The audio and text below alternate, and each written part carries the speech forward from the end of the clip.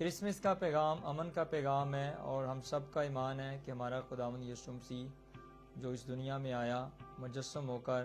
اور اس نے تمام انسانیت کو امن کا پیغام دیا، اور اس کے آنے سے پہلے ہی یسایہ نبی کی معرفت یہ پیش ہوئی کی گئی کہ وہ صلح کا شہزادہ ہے، وہ پرنس آف پیس ہے، اور جب ہم اس پرنس آف پیس پر ایمان لاتے ہیں تو یقیناً ہماری زندگیوں میں پیس آتا ہے، امن آتا ہے۔ آج اگر ہم دنیا کو دیکھیں اور ادیان کو دیکھیں تو ہر کوئی امن کی تلاش میں ہے، پیس کی تلاش میں ہے، لیکن پھر بھی ہم دیکھتے ہیں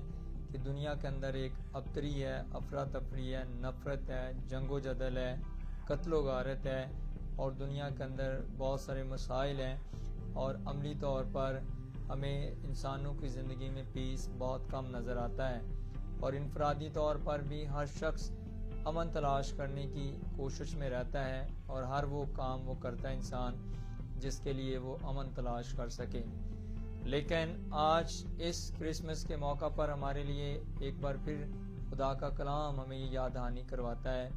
کہ حقیقی امن، حقیقی پیس جو ہے وہ صرف اور صرف خدا کا بیٹا یسوع مسیح ہمیں دے سکتا ہے۔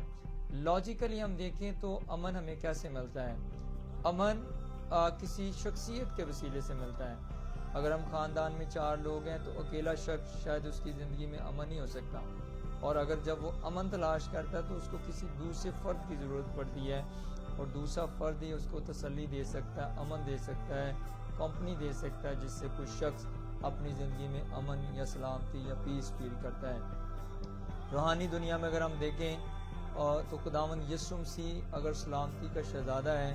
تو ہماری زندگی میں حقیقی امن جو ہے انسانوں کو چھوڑ کر اگر کوئی شخص دے سکتا ہے، اگر کوئی شخصیت دے سکتی ہے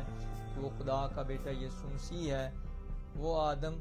جس کی زندگی میں ابتری ہے، نفرت آ گئی ہے گناہ کے سبب سے، نافرمانی کے سبب سے، اس پرنس آف پیس کے آنے کی وجہ سے فرشتوں نے انسانیت کو یہ مجدہ دیا کہ اب ان آدمیوں میں صلح کا پیغام ہے، امن کا پیغام ہے، کیونکہ پرنس آف پیس پیدا ہوا ہے۔